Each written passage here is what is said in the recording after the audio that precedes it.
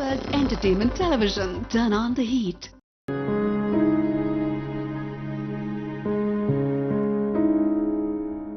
Pepper தொலைக்காட்சி நேயர்களுக்கு எனது வணக்கங்கள்.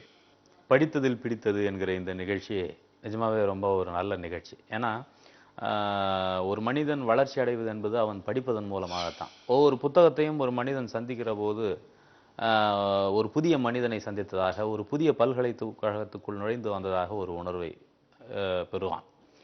என்னுடைய வாழ்க்கையில் பார்த்தீங்கன்னா, நான் வந்து என்னை புத்தகங்கள்லாம் வளர்த்து இந்த நிலைக்கு கொண்டு வந்திருக்குதுன்னு சொல்லலாம். ஏன்னா ஒரு சின்ன குக்கிராமம், இன்னும் பேருந்து கூட நுழையாத ஒரு 1½ தெரு கொண்ட ஒரு கிராமத்திலிருந்து நான் வந்தேன். என்னை வந்து கொஞ்சம் கொஞ்சமாக இந்த உலகத்தை எனக்கு பரிச்சயப்படுத்தி எப்படியெல்லாம் வந்து நம்மை மேலெடுத்து கொண்டு செல்ல வேண்டும் என்பதை எனக்கு பயிற்றுவித்ததே புத்தகங்கள் தான். அந்த வகையில் நான் வந்து புத்தகங்களின் மிகப்பெரிய அடிமை என்று சொல்லலாம். மொத புத்தகம் எனக்கு பரிச்சயமானது எப்போன்னு பார்த்தீங்கன்னா, சும்மா சின்ன சின்ன புத்தகங்கள். நான் வந்து ஒரு 5ஆம் வகுப்பு படிக்கிற போது என்னுடைய தந்தையார் ஒரு பேச்சு போட்டிக்காக எங்கள் சாத்தனூர் கிளை நூலகத்தில் வந்து ஒரு பாரதியாரை பற்றியும் புத்தகத்தை எடுத்து என்கிட்ட கொடுத்தாரு. அதுக்கு பிறகு நான் அந்த நூலகத்துக்கு அடிக்கடி போக ஆரம்பித்தேன். அப்புறம் பருவ இதழ்கள், முக்கியமான புத்தகங்கள்னு தொடர்ந்து வாசிக்க ஆரம்பித்து, ஒரு நாளைக்கு 2 புத்தகங்கள்லாம் எடுத்துகிட்டு வந்து, காலையில் எடுத்துகிட்டு வந்து மதியத்துக்குள்ளார முடிச்சுட்டு நைட்டுக்கு வேறு புத்தகத்தை படிக்கணுங்கிற அளவுக்கு புத்தகத்தினுடைய மிகப்பெரிய காதலனாக நான் மாறிப்போனேன் என்று சொல்லலாம். ஏறக்குறைய நூலகர் எவ்வளோ நேரம் நூலகத்தில் இருப்பாரோ அதற்கு இணையான நேரம் நானும் நூலகத்தில் இருந்து அந்த பருவ இதழ்களை எல்லாம் பார்க்கிற ஒரு சந்தர்ப்பம் அமைந்தது. அது மாதிரி வந்து பார்த்திங்கன்னா, புத்தகங்கள்லாம் வந்து எனக்கு பெரிய உதவியாக இருந்திருக்கிறது. நான் வந்து கல்லூரி படிக்கிறப்போ மாநில அளவிலான பல கவிதை போட்டிகளில் வெற்றி பெறுவதற்கும், மாநில அளவிலான பல பேச்சு போட்டிகளில் கலந்து கொண்டு வெற்றி வாகை சூடுவதற்கும் புத்தகங்கள் எனக்கு வந்து மிகப்பெரிய உதவிகரமாக இருந்திருக்கின்றன. புத்தகங்கள்னு பார்த்தீங்கன்னா, நான் வந்து சிறு வயதிலேயே குடும்பம், எங்கள் வீடு வந்து கொஞ்சம் ஆன்மீக நாட்டம் உள்ள ஒரு வீடு. அப்பா வந்து நிறைய பக்தி இலக்கியத்தை பற்றின ஒரு பார்வை உள்ளவராக இருந்தார். திருப்புகழ் போன்ற புத்தகம். திருப்புகழ்லாம் வந்து இன்றைக்கி வந்து இசைக்கு பாடல் எழுதுவது என்பது திருப்புகழை படித்தாலே மிக அற்புதமாக தெரியும். நான் சிறு வயதில் வந்து திருப்புகழெல்லாம் வந்து முற்றிலுமாக அப்படியே மனப்பாடமாக சொல்லக்கூடிய அளவுக்கு இருந்தேன். அதுக்கு பிறகு பார்த்தீங்கன்னா, எங்கள் ஊரில் வருஷத்துக்கு ஒரு முறை வந்து தெருக்கூத்து நடக்கும். வேடங்குளம்ங்கிற ஒரு குக்கிராமத்தில் தெருக்கூத்து நடக்கும். அப்போ வந்து பார்த்தீங்கன்னா, ஒத்திகையில் வந்து எங்கள் வீட்டு திண்ணையில் தான் ஒத்திகை நடக்கும். எல்லா நடிகர்களும் வந்து உட்காந்துட்டு அந்த திண்ணையில் வந்து ஒத்திகை பார்ப்பாங்க. அப்பா வந்து வாத்தியாராக இருந்து அவங்களுக்கு சொல்லித் தருவாங்க. ஏன்னா வருஷத்துக்கு ஒரு முறை நடக்கிற அந்த கூழூத்து திருவிழாவில் விவசாயிகளே நடிப்பாங்க. அப்போ வந்து இந்த பாடல் பிரதிகளை தயாரித்து தருவது, அந்த அந்த நடிகர்கள் பாடுவதற்குரிய பிரதிகளை தயாரித்து தருவதில் நான் கொஞ்சம் ஈடுபாடு செலுத்தினேன். அதில் கொஞ்சம் ஆர்வம் அப்படின்னு சொல்லலாம். இப்படி நிறைய புத்தகங்களை தேடி, அதுக்கு பிறகு பார்த்தீங்கன்னா, எனக்கு முதல்ல ரொம்ப பெருசாக பாதித்த புத்தகம் சின்ன வயசுலன்னா, வலம்புரி ஜான் அவர்கள் எழுதிய பாரதி ஒரு பார்வை என்கிற புத்தகம். அதில் வந்து பாரதியாரை வந்து ரொம்ப அழகாக வந்து அலசி ஆராய்ந்திருப்பார். பாரதியார் ஒரு பார்வை என்று சொல்லி அவர் வந்து இந்த வேதத்திலே இருந்து மற்ற உலக இலக்கியங்களிலே இருந்து பல உதாரணங்களை எல்லாம் வலம்புரி ஜான் ரொம்ப அழகாக எடுத்து ஆண்டிருப்பார்கள். அந்த புத்தகம் எனக்கு பிடிச்சிருந்தது. அதே போல் வலம்புரி ஜானுடைய மண்ணுக்கேற்ற மார்க்கம் இஸ்லாம் என்கிற புத்தகம், அதுலேயும் நிறைய உலக விஷயங்களை அவர் வந்து அலசி ஆராய்ஞ்சிருப்பார். அந்த புத்தகம். அதுபோல் வலம்புரி ஜான் எனக்கு வந்து ஆரம்பத்தில் ரொம்ப அவருடைய புத்தகங்கள், ஏன்னா அவருடைய பேச்சு நடையும் அவருடைய எழுத்து நடையும் ரொம்ப சுவையாக இருக்கும். அதை நான் படித்து உணர்ந்து கொண்டது உண்டு. அதுக்கு பிறகு பார்த்தீங்கன்னா, கங்கை முதல் வால்கா வரைன்னு ராகுல சாங்கிருத்யாயன் எழுதின ஒரு புத்தகம் எனக்குள் ஒரு பெரிய மாற்றத்தை ஏற்படுத்தியது. ஏனென்றால் இந்த மனிதகுல வளர்ச்சியை பற்றி, இந்த மனித குலத்தினுடைய பரிணாம வளர்ச்சியை பற்றி ரொம்ப அழகாக விளக்கியிருப்பார் ராகுல சாங்கிருத்யாயன். ஏறக்குறைய முதல்ல ஒரு 7-8 அத்தியாயங்கள் வந்து கொஞ்சம் கற்பனையும் யூகங்களும் வரலாற்று யூகங்களுமாக சேர்ந்து முதல்ல ஒரு 10 அத்தியாயங்கள் இருக்கும். அதற்கு பிறகு இருக்கிறதெல்லாம் முழுக்க முழுக்க ஆதாரங்களோடு ஆனது. எனவே இந்த மனித வாழ்க்கையை அறிவியல் பூர்வமாக எப்படி அணுகுவது என்பதை ராகுல சாங்கிருத்யாயனுடைய கங்கை முதல் வால்கா வரை என்கிற அந்த புத்தகத்தின் மூலமாக நாம் படித்து அறிந்து கொள்ள முடியும். அந்த புத்தகம் எனக்கு ரொம்ப, அதுக்கு பிறகு ராகுல சாங்கிருத்யாயனுடைய வேறு சில புத்தகங்களையும் நான் படித்ததுண்டு.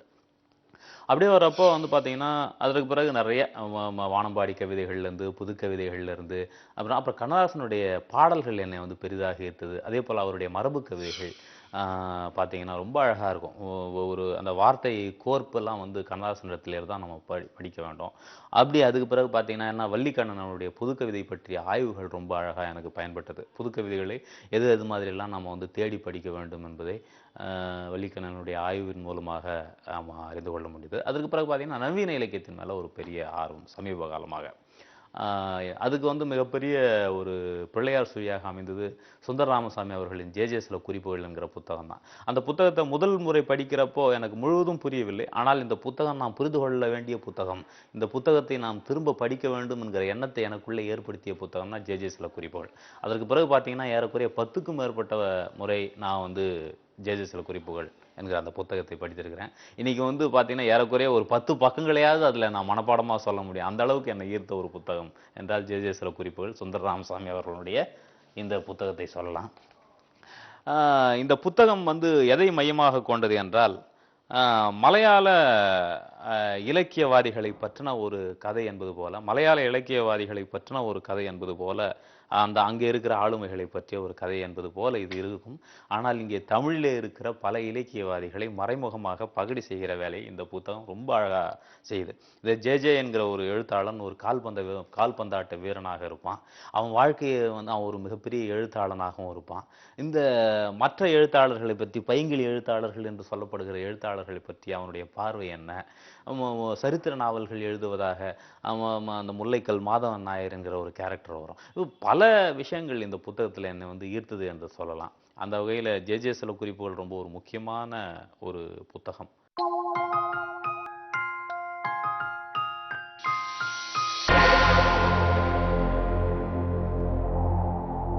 அப்புறம் சுந்தர ராமசாமி அவர்களுடைய புளிய மரத்தின் கதை ரொம்ப ஒரு முக்கியமான நாவல். ஒரு மரத்தை மையமாக கொண்டு இயற்றப்பட்ட ஒரு முழு நாவல் தமிழில் தான் இருக்கும்னு நினைக்கிறேன். மரத்தை வந்து ஒரு மிகப்பெரிய கதாபாத்திரமாக, ஒரு உணர்வுள்ள ஒரு கதாபாத்திரமாக அந்த நாவல் முழுக்கவுமே கொண்டு வருவார். கடைசியில் அந்த புளிய மரம் வந்து வெட்டப்படும் போது எழுகிற ஒரு உணர்ச்சி அலை என்பது ரொம்ப வித்தியாசமானதாக இருக்கும். சூரா அவர்களுடைய அந்த புத்தகம், அதே போல் குழந்தைகள் ஆண்கள் பெண்கள் என்கிற ஒரு புத்தகம், அதற்கு பிறகு காகங்கள் இந்த அவருடைய சிறுகதையுடைய தொகுப்பு, எல்லா சிறுகதைகளுடைய தொகுப்பு, அப்புறம் சுந்தர ராமசாமியினுடைய கட்டுரைகள், ஆளுமைகள், சுந்தர ராமசாமியினுடைய ஆளுமைகள் மதிப்பீடுகள், தொடர்ந்து அவருடைய மிகப்பெரிய ரசிகனாக வந்து நான் ஆயிட்டேன்னு சொல்லலாம். அதற்கு பிறகு கொஞ்சம் கொஞ்சமாக உலக இலக்கியங்களை பற்றின ஒரு தேடல் ஆரம்பித்தது. முக்கியமான ஒரு நாவலாக தமிழிலே சொல்லப்படுகிற புயலிலே ஒரு தோணி என்று சொல்லப்படுகிற சிங்காரம் அவர்களுடைய நாவல் ரொம்ப முக்கியமான நாவல். என்னென்னா, மலேசிய பெனாங்கு தமிழர்களுடைய வாழ்க்கையை ரொம்ப நுட்பமாக பிரதிபலிக்கிற ஒரு நாவலாக புயலிலே ஒரு தோணி என்கிற அந்த நாவலை சொல்லலாம். அந்த மொழி நடை தான் அவ்வளோ அழகாக இருக்கும். அதை படிக்கிறப்போ வந்து கண்ணில் எடுத்து ஒத்திக்கிற மாதிரியான ஒரு மொழி நடை. அது என்னவோ ஒரு பிரத்யேகமாக வெளிநாட்டில் இருக்கிறவங்களுக்கு அது மாதிரியான மொழி நடை வாய்க்குமா என்ன என்று தெரியவில்லை. ஏனென்றால் அதே போல் முத்துலிங்கத்தினுடைய நாவல்கள், முத்துலிங்கத்தினுடைய கட்டுரைகள்லாம் எனக்கு ரொம்ப பிடித்தமானது. ஏனென்றால் அவருடைய முத்துலிங்கத்தினுடைய எந்த ஒரு புத்தகத்தை எடுத்துக்கொண்டாலும் சுவாரஸ்ய குறைவு இல்லாமல் படித்து முடிக்கலாம் என்பது என்னுடைய அனுபவம்.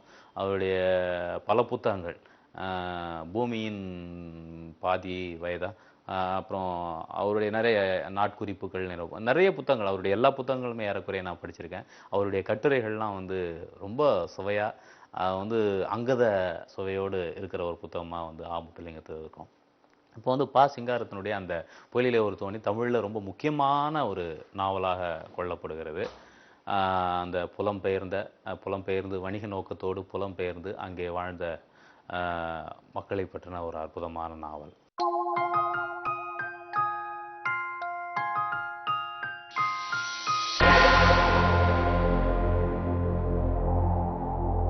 அதே போல் பார்த்தீங்கன்னா, ஜெயமோகன் அவர்களுடைய நாவல்களில், அவருடைய படைப்புகளில் எனக்கு ஒரு பெரிய ஈர்ப்பு இருக்குதுன்னு சொல்லலாம். அவருடைய விஷ்ணுபுரத்திலிருந்து அவருடைய சமீபத்திய கொற்றவை வரைக்கும் வந்து நான் நிறைய படிச்சிருக்கேன். அவருடைய முதல் நாவலான ரப்பர், அது ரொம்ப ஒரு முக்கியமான நாவல் என்று சொல்லலாம். இதில் விஷ்ணுபுரம் வந்து என்னென்னா, அந்த இந்து பாரம்பரியத்தினுடைய அந்த இந்து பாரம்பரியத்தில் வைத்திருக்கிற மனங்களை அப்படி சுண்டி இழுக்கிற ஒரு மாபெரும் நாவல் என்று அதை சொல்லலாம்.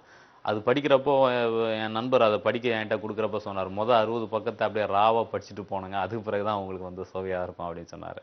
உண்மையிலேயே அந்த நாவல் நான் ஒரு 4-5 முறைகள் படித்திருப்பேன். அது நிறைய பேருக்கு பரிந்துரையும் செய்திருக்கிறேன். ரொம்ப ஒரு முக்கியமான நாவல் அந்த நாவல்.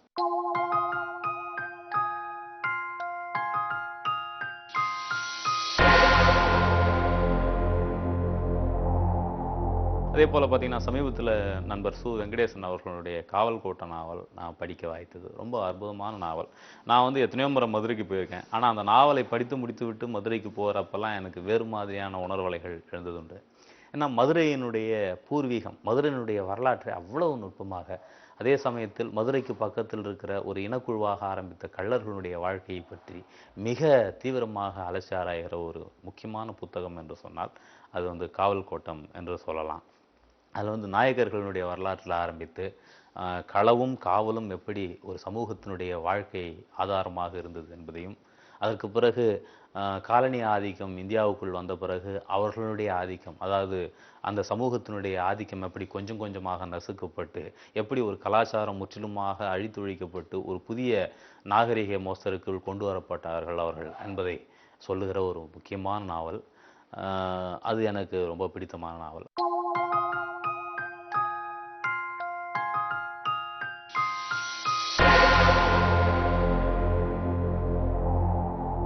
அதே போல் பார்த்தீங்கன்னா சமீபத்தில் ஓரான் பாமக் அவர்களுடைய என் பெயர் சிவப்பு, மை நேம் இஸ் ரெட் என்று அவர் வந்து 2007ஆம் ஆண்டு என்று நினைக்கிறேன் நோபல் பரிசு பெற்ற துருக்கி எழுத்தாளர். ரொம்ப ஒரு முக்கியமான எழுத்தாளர் அவரை சொல்லலாம்.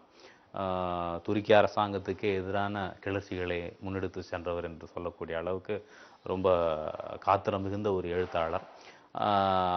அந்த 17ஆம் நூற்றாண்டில் வாழ்ந்த ஒரு நுண்ணோவியனுடைய கொலை மையமாக கொண்டு ஆராய ஆரம்பிக்கிற அந்த நாவல், அந்த கதாபாத்திரங்களே பேச நம்ம ராஷோமான்ங்கிற படத்தில் வந்து கதாபாத்திரங்கள் தங்களுடைய பார்வையில் ஒரு செய்தியை சொல்லணும் இல்லைங்களா, அது மாதிரி வந்து என் பெயர் சிவப்பு நாவலில் ஒவ்வொரு கதாபாத்திரமும் தன் பார்வையில் தன்னுடைய செய்திகளை சொல்லிட்டு போகிற மாதிரி அழகாக கோர்த்திருப்பார். அந்த நாவல் எனக்கு ரொம்ப ஒரு முக்கியமான நாவல். இது மாதிரி ரொம்ப சொல்லிகிட்டே போகலாம், நிறைய புத்தகங்களை சொல்லிகிட்டே போகலாம். நிறைய சோழகர் தொட்டி, சா பாலச்சந்திரன் அவர்களுடைய சோழகர் தொட்டி ரொம்ப ஒரு முக்கியமான நாவல். அது மாதிரி பார்த்தீங்கன்னா இதிலே சொல்லணும்னா கருப்பு அடிமைகளின் கதை இது எனக்கு ரொம்ப பிடித்தமான ஒரு நாவல். இது ஒரு ஒரு சுவையான ஒரு நாவல். கருப்பர்களின் மீது கருப்பின மக்களினுடைய வாழ்க்கையின் மீது எனக்கு ஒரு பெரிய ஆர்வம் உண்டு. என்னென்னா சமூகத்தில் கொடூரமாக பாதிக்கப்பட்ட ஒரு மக்களாக அவர்களை நாம் பார்க்கலாம். ஏனென்றால் அடிமை வம்சம், அடிமை முறை ஆரம்பத்திலிருந்து அவங்களுடைய வாழ்க்கை முற்றிலுமாக சிதைவுற்று அவர்கள் வந்து நாடுகளுக்கு கடத்தப்பட்டு அவர்களுடைய குடும்பங்கள் பிரிக்கப்பட்டு அவர்களுடைய பிள்ளைகள் பிரிக்கப்பட்டு ஒரு கொடூரமான வாழ்க்கை அவர்களின் மீது திணிக்கப்பட்டது என்று சொல்லலாம். இந்த அங்கிள் டாம்ஸ் கேபின் என்கிற இந்த கருப்பு அடிமைகளின் கதை என்கிற இந்த புத்தகத்தில் பார்த்தீங்கன்னா ஒரு கருப்பு அடிமையினுடைய வாழ்க்கையின் மூலமாக கருப்பர்களுடைய ஒட்டுமொத்த வாழ்க்கையினுடைய அவலத்தை ரொம்ப அழகாக சொல்லியிருப்பாங்க.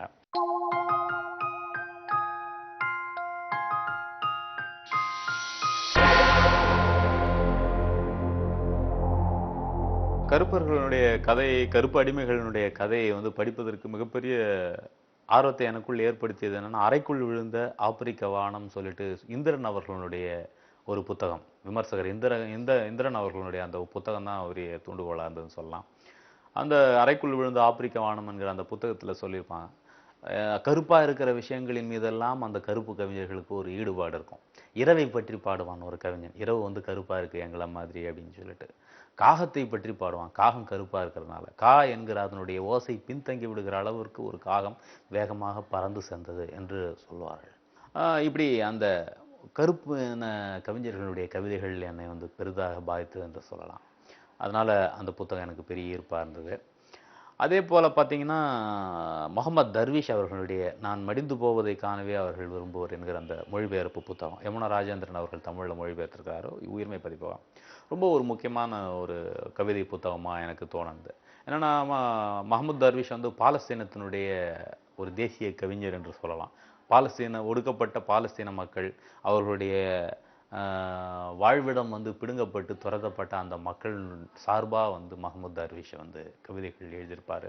அவருடைய கவிதைகள் முழுக்கவுமே அந்த சுதந்திர தாகமும் நாட்டை இழந்த அந்த ஏக்கமும் ஆதங்கமும் இருப்பதை நம்மால் பார்க்க முடியும். அதில் என்னென்னா இஸ்ரேலினுடைய ஒரு முக்கியமான கவிஞர் அமித் கித்தாய் என்பவர். அமித் கித்தாயினுடைய கவிதைகள் தனக்கு பிடிக்கும் என்று இவர் சொல்லியிருப்பார். அதுக்கு காரணம் என்னென்னா முகமது தர்வீஷ் வந்து எதிர்நிலையில் இருந்தாலும் கூட, அமித் கித்தாய்க்கு நேர் எதிர் நிலையில் இருந்தாலும் கூட ஒரு கவிஞனாக பார்க்கிற போது அவருக்கு வந்து அமித் கித்தாயை வந்து அவ்வளவு பிடித்திருக்கிறது. அந்த அளவுக்கு வந்து ஒரு கவிதை உள்ளம் வந்து நெருங்க வைத்திருக்கிறது என்று சொல்லலாம். அது ரொம்ப ஒரு முக்கியமான புத்தகமா எனக்கு தோன்றியது.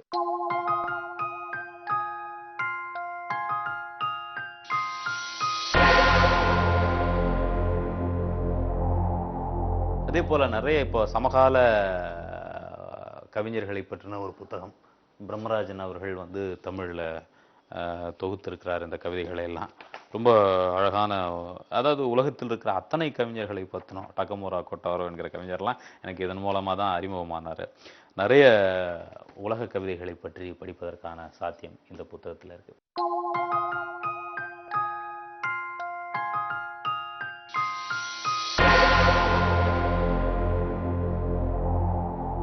இப்போ வந்து எழுத்தை வாழ்க்கையாக கொண்டிருக்கிற என்னை மாதிரியான ஆட்களுக்கு வந்து ஒரு குறிப்பிட்ட ஒரு புத்தகத்தை மட்டும் சொல்லுவது இயலாது. நிறைய நூற்றுக்கணக்கான ஆயிரக்கணக்கான புத்தகங்களை கடந்து வந்து விட்ட பிறகு அந்தந்த சூழல்ல வந்து எனக்கு அப்பப்போ ஒரு புத்தகம் வந்து மிகப்பெரிய அளவில் ஈர்த்திருக்கு. ஒரு புத்தகத்தை படித்து முடிச்ச உடனே இதுதான் சிறந்த புத்தகம் தமிழே, இதை விட ஒரு சிறந்த புத்தகமே இல்லை என்று தோன்றிய புத்தகங்கள்லாம் இருக்கிறது. பிறகு அந்த புத்தகத்தை தாண்டி ஒரு அழகான புத்தகம், அற்புதமான புத்தகம் வந்து அந்த புத்தகத்தின் மீதான கவர்ச்சி விட வைத்திருக்கிறது. இப்படி நிறைய புத்தகங்களை சொல்லலாம். தமிழில் வந்து ஆதவன் எழுதிய என் பெயர் ராமசேஷன், காகித மலர்கள் போன்ற புத்தகங்கள் ரொம்ப பிடித்தமான புத்தகங்கள் என்று சொல்லலாம். அது பவுலோ கொய்லோ அவர்களுடைய ஷஹீரா என்கிற மொழிபெயர்ப்பை சமீபத்தில் படித்தேன். ரொம்ப அழகான ஒரு நாவல். அது மாதிரி சொல்லிக்கொண்டே போகலாம். நிறைய புது புது எஸ் ராமகிருஷ்ணன் அவர்களுடைய புத்தகங்கள், ஆமுத்துலிங்கத்தினுடைய பெரும்பாலான புத்தகங்கள், அதே போல் கல்யாண்ஜியினுடைய புத்தகங்கள், நாஞ்சில் நாடனுடைய சமீபத்திய புத்தகங்கள், கான் சாஹிப்பின் கதை என்கிற போன்ற பல புத்தகங்கள் தொடர்ந்து ஒரு ஒரு ஒரு ஒரு ஒரு தேடல் தான். இது வந்து என்னென்னா, இந்த புத்தகம் படித்து முடித்து விட்ட உடனே அது ஒரு விதமான ஒரு உணர்வை நமக்குள்ளார வந்து ஏற்படுத்தி விடுகிறது. ஒரு கவிஞனாக வந்து எனக்கு வந்து பிரமிழினுடைய கவிதைகள் சமீபத்தில் ரொம்ப ஈர்க்க ஆரம்பிச்சிருக்கு. நானே பிரமிழினுடைய கவிதையை ரொம்ப காலத்துக்கு முன்னாடி திட்டியெல்லாம் பேசியிருக்கேன். என்னையா அந்த ஆள் வந்து ஒன்று ரொம்ப ஒரு அப்படின்லாம் நான் சொல்லியிருக்கேன்.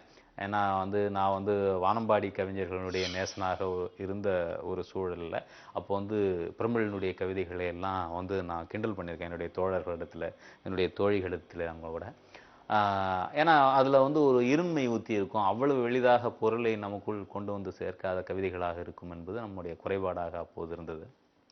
ஆனால் அதற்குள் இருக்கிற அந்த நிறைய செய்திகள் வந்து நம்மை வந்து கொஞ்சம் கொஞ்சமாக அதற்கு நம்மை பழக்கப்படுத்தி விடுகிறது என்று சொல்லலாம். புத்தகங்கள் மீதான காதல் வந்து எனக்கு பெரிதாக இருந்திருக்கிறது. நிறைய சந்தர்ப்பங்களில் எனக்கு யாராவது காசு கொடுக்கணுன்னா கூட நான் புத்தகங்களாக வாங்கிட்டு வந்த அனுபவம்லாம் இருக்குது.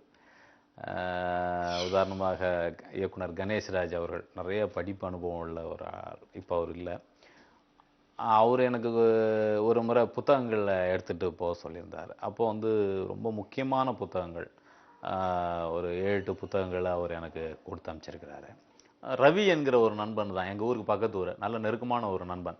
அவன் என்னன்னா ஒரு வித்தியாசமான ஆள். அவன் திடீர்னு காவி உடை அணிஞ்சிட்டு இருப்பான். அப்புறம் பார்த்தீங்கன்னா கம்யூனிசம் பேசுவான்.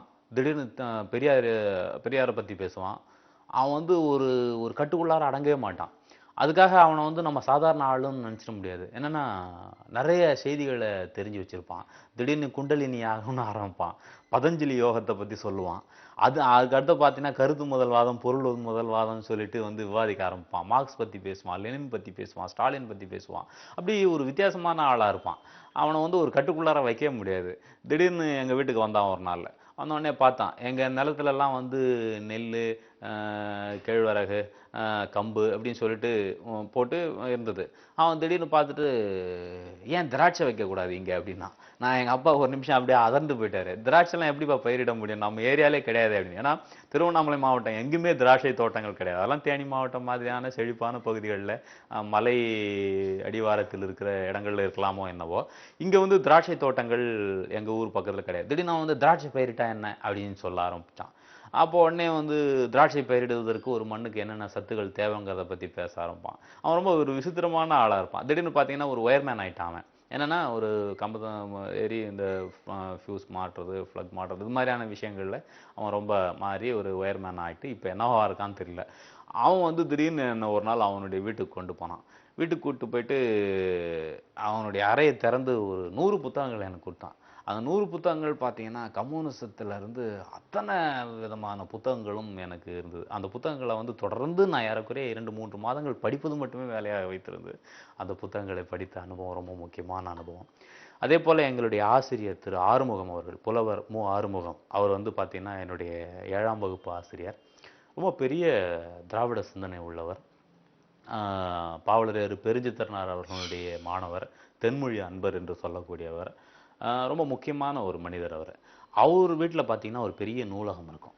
அந்த நூலகம் ஏறக்குறைய என்னுடைய சொந்த நூலகம் மாதிரியே நான் வந்து பயன்படுத்திக்கிட்டு இருந்தேன். நிறைய புத்தகங்களை எடுத்துட்டு வந்து நான் படிப்பேன்.